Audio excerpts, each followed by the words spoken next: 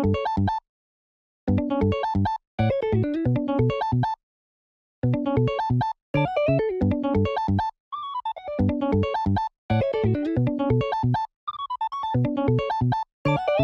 what's going on, ladies and gentlemen? Good to see you again. Hope you're doing well. And I just uploaded my deck list for the Treasure Cup that I'll be playing in tomorrow. So if you do want to come and check it out and see some of the matches, come and, say what's up over at twitch.tv/TheLuffyTV. Really excited about that. I've been practicing a lot of Gecko Moria, but today's video is actually going to be about my failures of practicing. I actually ended up playing against two Katakuri matchups recently that I just made some pretty grave mistakes, which kind of sucks, but could have played this better. So spoiler alert, I do end up losing these two matches, but there's just a lot of learning moments, so spots where I could have played a lot better and done a lot better. But starting hand here, absolutely phenomenal against Katakuri. We have two Sabos. Love to see Gecko Moria having two easy cards to pitch, being the Hogback as well as the Helmeppo here. Super solid, all things considered. So I am just going to go ahead and pitch the Hogback, and I'll just get it back. No effect, leaving the Absalom in there, but I get some pressure as well as developing a card onto the board. So pretty solid, all things considered. I want to be as aggressive as possible in this matchup, and I think that, there are some turns where I just get a little scared, unfortunately. And so he's just going to go ahead and swing 5 and 7 here. I've got 3 Gecko Morias in hand. That's just not necessary, like one bit. I decide to swing into the pudding and then use leader effect. I think I've already messed up right here. In trashing one of the 8-cost Morias, I now have to play out the Absalom, so if I don't draw into another one, it's going to be pretty awkward for the rest of the match. And you can see me here, I'm actually even considering not playing it out, just because I know that it can be a little dicey if I don't see another one. And I get pretty lucky with the brand new getting Suru, but putting the Peronas into trash, I should have played brand new first. That's where we already messed up right here, but I was thinking of potential triggers and losing the potential swing right here. But playing Sabo or playing brand new first definitely was the play. Unfortunately, I didn't go that route. We do have a chance for Sabo here, but it doesn't feel as good with 7 Dawn, because now I can't use my leader effect. I can, get 3 5k swings through and use the Sabo if I want to, so not the worst thing in the world, but definitely feel like I could have played that just a smidge better.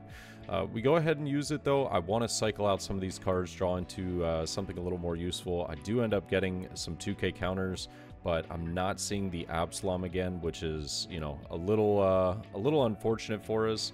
I already know that I have the Perona in trash, so I'm just thinking about what is going to be most useful for me to get rid of here, and I actually choose to get rid of one of the Sabos. I think that this, with having Dr. Hogback in trash, was actually a great turn to get rid of one of the 8-cost Morias as well as Sindri or the Suru. But unfortunately, I decide to do this a little differently. So multiple turns so far that I feel like I could have been making a lot better decisions. He is going to drop down the 7 cost. I do decide to take the trash here, which I'm actually perfectly fine with. He moves the life back down again, so I know that he has information on at least his bottom 2 life and what they're going to be. I've got 9 Dawn to work with. I don't believe I have Ice Age in hand at this moment. So playing 8-cost Moria isn't the worst thing in the world, but I don't love the way that I end up playing this out. So I'll go 5k into the Satori. A 6k does end up letting it go. Suru is going to lower down Big Mom, and then I can play the 8-cost to get out Absalom and Helmeppo. It's not awful by any means. Just getting rid of Big Mom here. I actually feel like we're in a pretty solid spot, all things considered. I'm considering whether I want to do brand new or the Suru, but just play over the Suru so I have the extra swing.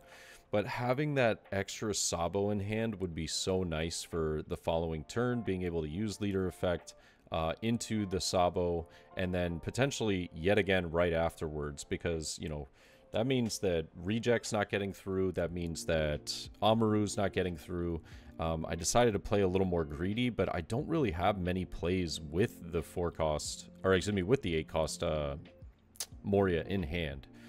So I think just getting rid of one of those and at least picking up like another counter card or something of the sorts would have been a little more helpful for me here. He's at 10 Dawn.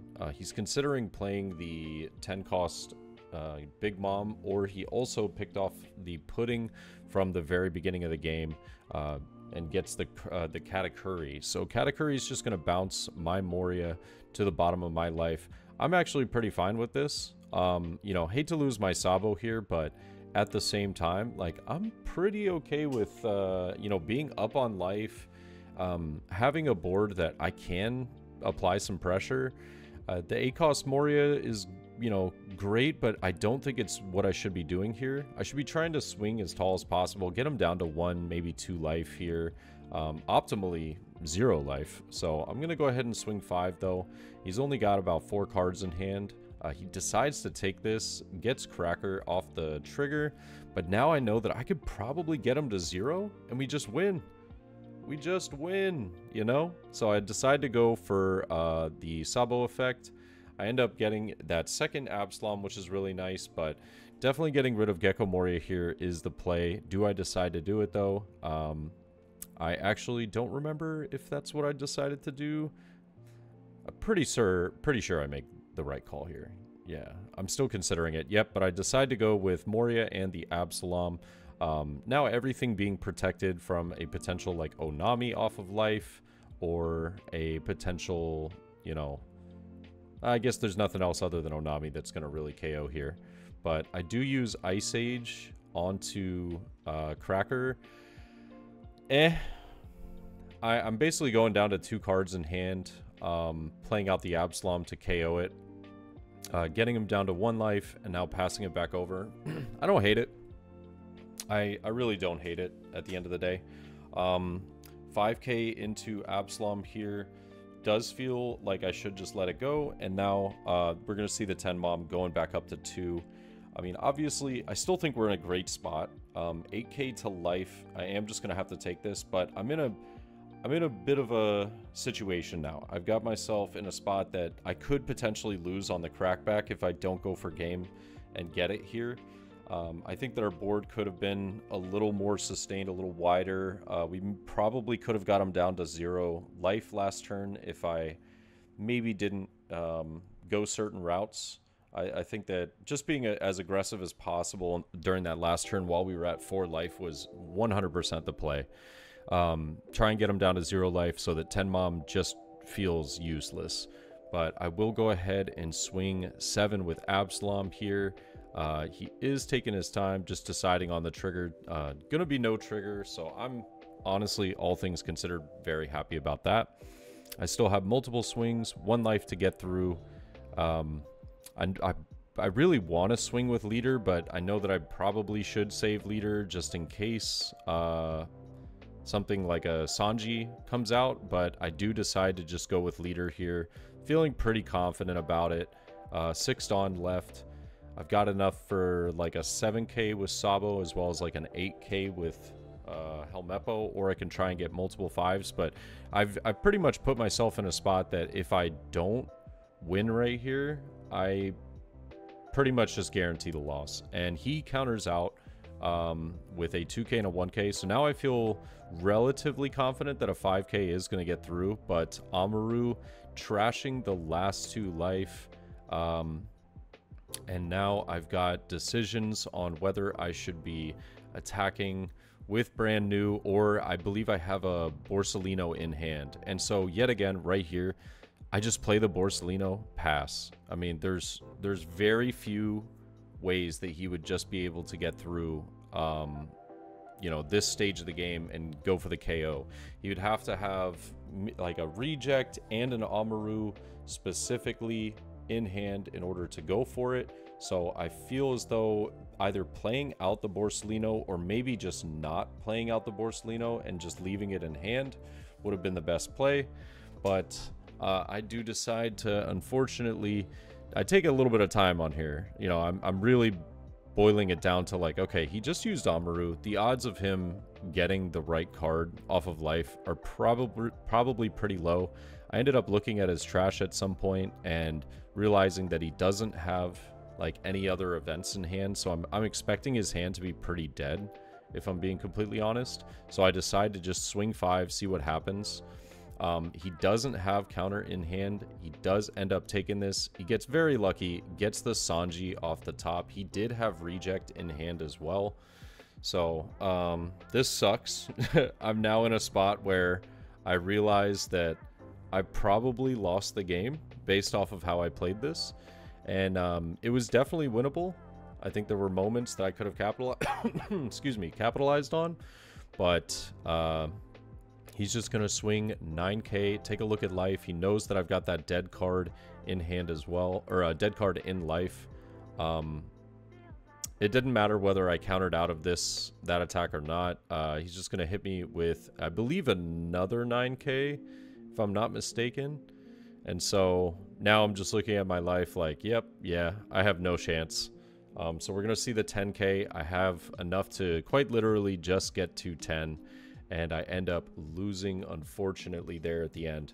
But slight misplays on my part. I think there was a lot of turns that I could have played a lot better. Obviously, very lucky on my opponent's part to get a Sanji out of last life. Yeah, he set up the Amaru, but to Amaru into a Sanji while having exactly 1 card in hand, very, very fortunate. Do not get me wrong. But I do believe that we had moments that we could have played a lot better. But going into a second match here, we are going to, yet again, play up against Katakuri. I believe that I end up taking second, if I'm not mistaken, in this matchup. Or excuse me, no, I think my opponent took second, and I end up getting first, if I'm not mistaken. But I get a really rough mulligan. Not very happy with it. I do have 2 Rob Lucci's, an 8-cost Moria. This is a little bit more difficult of a starting hand than obviously my previous game, having 2 Sabos. So I draw into, yet again, kind of another counterless card, but it at least gives me something that I can try and capitalize off of. And I actually choose to risk it for the biscuit. You should really never do this. I get very lucky. I end up trashing the Lucci. I get Kuzan into trash, but I do get a hog back to play. I probably should have just trashed Absalom, at least get it into trash, and then, you know, guarantee myself a card to play. I didn't in this exact moment, but I do counter out of the Helmeppo, or excuse me, the leader swing with Helmeppo, because he was just going to play, the Perospero. However, that ends up kind of biting me right here, because now I don't have like a Helmeppo to develop onto the board into an Absalom. Instead, I'm just going to swing 6, and I decide to risk it yet again. I'm considering about using Absalom, but I could just get rid of 8 cost. I could get rid of the Lucci, and I still think Absalom was the correct play, but we get lucky, so I'll take it.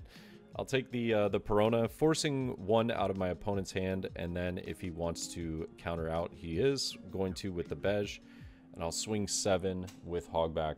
I don't really have anything to defend Hogback here, but it at least, if he does attack into it, it at least gives me, you know, a card into my trash that then I can, you know, bring back my 8-cost Moria or something else of the sorts, and yeah, he's just figuring out exactly what he wants to do with his Dawn. He does get the pudding down, and he swings 5, and this is, I don't know why I do this.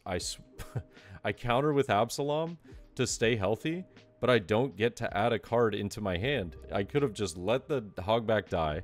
I would have taken 1 of my life. I get a new card, and I would have drawn for turn and probably played Hogback out and get another card yet again in hand. So now I'm only at 4. I'm attacking into Perospero, giving my opponent a free card instead. Just really, really poor decision making in this match. I was not going about this correctly. I decide to get rid of the Ice Sage. Lucky for us, I end up finding a Sindri off the top. We've been getting pretty fortunate with our mills so far, but this at least allows me to get a 2k counter, knowing that I have absolutely nothing in hand. I'm just deciding what I want to let back, whether it's a Lucci or an Absalom. I do decide to just go with the Lucci. I was thinking about the fact that I have 2 8 costs in hand, but now I have something, a little something to counter with. But a 5 into Perona, I just decided to let it go this time, and now I just have no board. We have like no tempo whatsoever. 7k swing connects. And now with a 7k Big Mom coming down, I'm just gonna trash a life. Being at 3 and 3, but looking at my opponent's board, I just have so much to deal with. Unfortunately, I decided to get rid of all those Luccis earlier, which would have been really, really nice in this exact moment. But I also make another rookie mistake. I should have just Ice Aged the Big Mom, but I decided to go a little more of a, like, I don't know, hand size route and get the Kuzan and then look for another card with brand new. Honestly, it ended up working out fairly well, so it wasn't like the worst play in the world, but now just having to deal with the crackback of Big Mom, potentially a 10 cost coming down right here, or even like an 8 cost, another 7 cost Big Mom, it just, you know, the odds are kind of stacking up more and more against me. 5k into Hogback. I will just give him a 1k. I'm trying to keep my board at least looking somewhat healthy. This is going to be a 7k swing into Hogback. I think this is fine to just let die. And now I believe he's going to swing 8 to life and play the 8 cost Katakuri, bouncing my Moria back to my life. Knowing that he put it at the top, I at least am aware of what's going to happen the following turn, but having this Kuzan is nice in dealing with both 8 cost and 7 cost Lin. It's just unfortunate. I've had no board essentially this whole game. I haven't had any way to apply any kind of pressure to my opponent, and I'm just sitting here, like, you know, twiddling my thumbs, like playing from behind the entire game, and they're just ramping life. And I'm just going to go 5 into the Pero, reducing the Big Mom, and once again, another big mistake. I bring down the Big Mom by 4. I swing 5 into Pero again. I just don't want him to have the swing because I know that I can get rid of the 8 cost Moria and the 7 cost Lin. I use Ice Age here, or excuse me, Suru to bring down Big Mom, and then Ice Age onto the 8 cost. I didn't have to play Suru. I could have just used Ice Age onto the Lin. The Kuzan swing and the Helmeppo would have allowed me to, you know, get that one down within range to be KO'd as well. So I would have had a 2 and a 1. I would have saved a 2k in hand. It's just unfortunate. Like, the decision making here is so bad, and but I like to highlight these moments. You know, there's definitely room for improvement always in not only mine but you know, everyone's gameplay, and I think just kind of realizing that is very important. But he's going to go 5 into the Kuzan. Obviously, I'm going to keep that alive. I don't necessarily have a way to get rid of his Big Mom this turn. We don't have like Ice Age. I don't believe that his hand size is over 5 for us to play Perona onto the board. Yeah, we're trying to figure it out. But 5 reducing the Mom. I don't have any of the blockers that I would like to have as well in this moment. I know that every swing kind of inches my opponent closer to potentially getting a good trigger, which right here he does get a Pero Sparrow. It's very tough for us in this situation to go, okay, he's got 2 cards in hand. I've got about 8 Dawn to work with. Unfortunately, this Suru is just a little too low for me to confidently be able to swing through. Obviously, yeah, I have the Borsellino blocker, but I think I'm going through my head about dropping another Suru to reduce and KO his Pero Sparrow. But if he just gets another trigger off of life again, then we're back to square one, and we're just in a bad spot. So, and I'll have to trash 2 cards in order to, well, play 1 card to the field and then trash another in order to get that playoff. And I can't remember exactly what I went for in this exact moment, but Part of me was thinking of using leader effect to get back a 2k, but I would just have to trash a 2k, so it's not like it really does me any bad, but it really doesn't do me much good either. I think that just not attacking my opponent here was more than likely the best play. I do decide to just get rid of Sindri, and unfortunately there's the Sabo that I was looking for. I'm going to play down Hogback and just get back that Sindri all over again. Yeah, but I do attack my opponent, getting him down to 1 life, which is obviously very good for my opponent now that he triggers out another Sanji and potentially has Amaru as well as Reject in hand. I decide, you know what? I'm just going to swing 9, see if he blocks with Sanji, and he doesn't choose to trigger here. I'm going to go ahead and rest 4, play the Borsellino, fully expecting to get Amarud, but at this point, if I'm expecting it, I almost shouldn't even put it into my hand.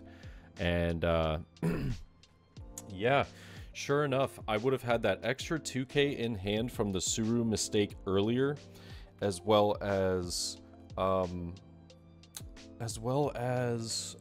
turn where I was able to potentially play out Hogback and get back another card. Also, you know, I just don't think that we played this exceptionally well, because he hits me with 2 Amarus here, buffing up leader as well as the Perospero, resting my Borsellino. I now don't have that 2k, or excuse me, that 1k in hand, but I also simultaneously don't have the 2k Suru from earlier on. So these are very influential decision-making points that probably cost me the game right here. He hits me with an 8k swing, or he's thinking about potentially 9. Yeah, he's got 8 right here, 8 on Pero. Nope, he just goes 9 all around. Yep, he's just doing some of the math in his head. He hits me with 9 with Sanji. I know that this is extremely inconvenient for me because I've only got 4 2Ks in hand. I would have to give him most of my cards if I do that. Unfortunately, I draw into no counter here with the Kuzan.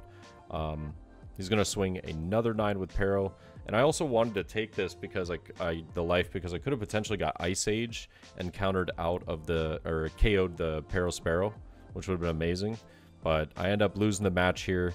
I was super bummed out about it, and you know, I was boiling it down originally to my opponent just getting really good triggers, but at the end of the day, don't get me wrong, those triggers 100% helped him. However, I definitely made a lot of mistakes that I could have done a lot better with in those matchups. But I'd love to hear your guys' thoughts. Let me know what you guys think. You know, did you guys notice any other potential mistakes, or do you think that there were maybe some things that I did well in the match? I'd love to hear it, all that good stuff. But I will catch y'all next time, and peace.